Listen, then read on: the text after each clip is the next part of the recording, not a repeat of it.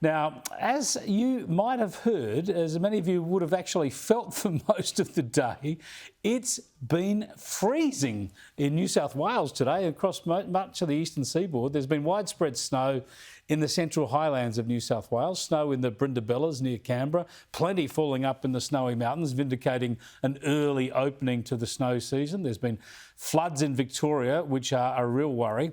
This is a real Arctic blast, and in much of New South Wales, it's the coldest run of weather in May for more than 50 years. Now, you know the media goes nuts about weather records when they're maximums, and they talk up climate change and global warming, of course. Much less coverage of these records on the downside, much less screaming about global warming from the usual suspects when the weather comes up with new minimum records and new spells of low temperatures. I wonder why that is. Brain freeze? Anyway, stay warm. We need to stay warm over the next few days. But this brings me to the US President Joe Biden, who's arrived in the UK for the G7 meetings, where he'll catch up with our own Prime Minister as well as the other leaders. Now, while he's in the UK, Biden, of course, the Commander-in-Chief of the American Armed Forces, he addressed some US troops. And as you would expect, the Commander-in-Chief spoke to them about global security threats and the main challenge for the soldiers that they would be having. And I think when he was speaking about this, his little speech to them about national security threats, I think perhaps the main challenge for the soldiers might have been keeping a straight face.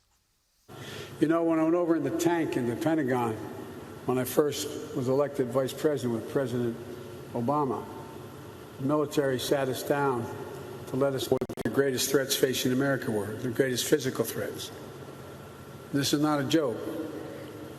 You know what the Joint Chiefs told us the greatest threat facing America was? Global warming.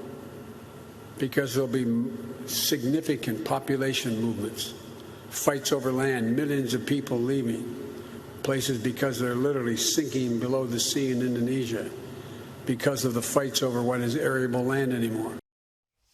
This is not a joke. Biden says that's not a joke. Be afraid, world. Be very afraid. China is throwing its weight around, fortifying islands, building up its armed forces and bullying its neighbours.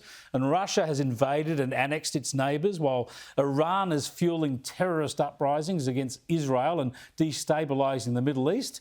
And Joe Biden tells his troops their biggest challenge is global warming. Next up, he'll appoint Greta Thunberg as his national security advisor.